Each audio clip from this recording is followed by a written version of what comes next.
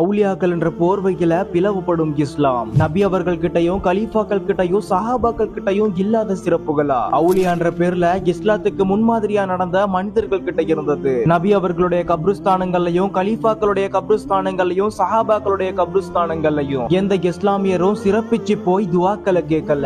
அவுலியாக்கள் என்ற பேர்ல அல்லாஹ்வுடைய படைப்பான மனிதனுடைய கப்ருஸ்தானங்கள்ல அவர்கள் கிட்ட துவா கேட்கறது மூலியமா அல்லாஹ் கிட்ட மன்றாடுவாங்க அப்படின்ற ஒரு கூட்டம் அல்லாஹ் தஆலா சொல்லாத நபி அவர்கள் செய்யாத பிதஅத்தான செயற்பாடுகளை செய்யறாங்க. அப்படின்னா திங்க் பண்ணி பாருங்க, உலகத்தோட சிறந்த மனிதரான நபிகளாரோட கப்ருஸ்தானங்கள்ல எதனால இத பண்ணல? நபி அவர்களை அடுத்து சிறந்த மனிதரான அபூபக்கர் ரலியல்லாஹு அன்ஹு அவர்களோட கப்ருஸ்தானங்கள்ல எதனால பண்ணல? ஷைத்தானே பயப்படும் வீரரான உமர் ரலியல்லாஹு அன்ஹு அவர்களோட கப்ருஸ்தானங்கள்ல எதனால இத பண்ணல? அதை தொடர்ந்து வந்த கலீஃபாக்கள் சஹாபாக்கள் தாபியின்கள் தபா தாபியின்களோட கப்ருஸ்தானங்கள்ல எதனால இத பண்ணல?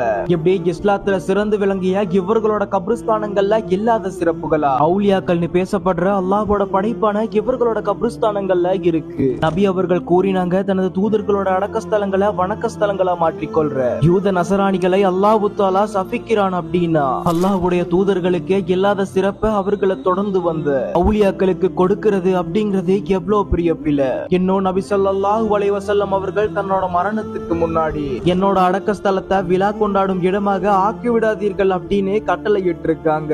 அவுலியாக்கள் அப்படிங்கிறவங்க அல்லாஹ்வோட நேசத்துக்கு உள்ளாகி அமல்களை பண்ணி இஸ்லாத்துக்கு முன்மாதிரியானவங்களே தவிர அவர்களுக்குன்னு தனிப்பட்ட எந்த ஒரு விதமான ஸ்பெஷலும் கிடையாது. அப்படி அல்லாஹ்வோட நேசத்துக்கு உள்ளான குர்ஆன் சுன்னாவோட முன்மாதிரியான போதனைகளையும் வழிமுறைகளையும் ஃபாலோ பண்ணலாமே தவிர அவர்களோட கப்ருஸ்தானங்கள்ல போய் துவாக்கள் கேட்கிறது அப்படிங்கிறது மார்க்கத்துக்கு முரணான செயல். எதனால அப்படின்னா துவா அப்படிங்கிறது ஒரு இபாதத், வணக்கம். அது அல்லாஹ்வுக்கு மட்டுமே சொந்தமானது.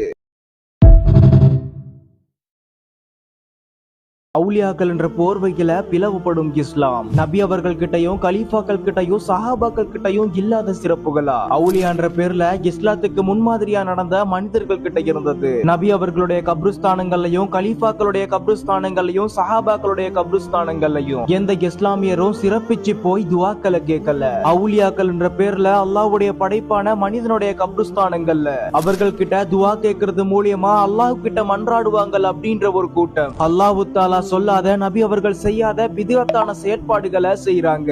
அப்படின்னா திங்க் பண்ணி பாருங்க, உலகத்தோட சிறந்த மனிதரான நபிகளாரோட கப்ருஸ்தானங்கள்ல எதனால இத பண்ணல? நபி அவர்களை அடுத்து சிறந்த மனிதரான அபூபக்கர் ரலியல்லாஹு அன்ஹு அவர்களோட கப்ருஸ்தானங்கள்ல எதனால பண்ணல? ஷைத்தானே பயப்படும் வீரரான உமர் ரலியல்லாஹு அன்ஹு அவர்களோட கப்ருஸ்தானங்கள்ல எதனால இத பண்ணல? அதை தொடர்ந்து வந்த கலீஃபாக்கள் சஹாபாக்கள் தாபியின்கள் தபா தாபியின்களோட கப்ருஸ்தானங்கள்ல எதனால இத பண்ணல?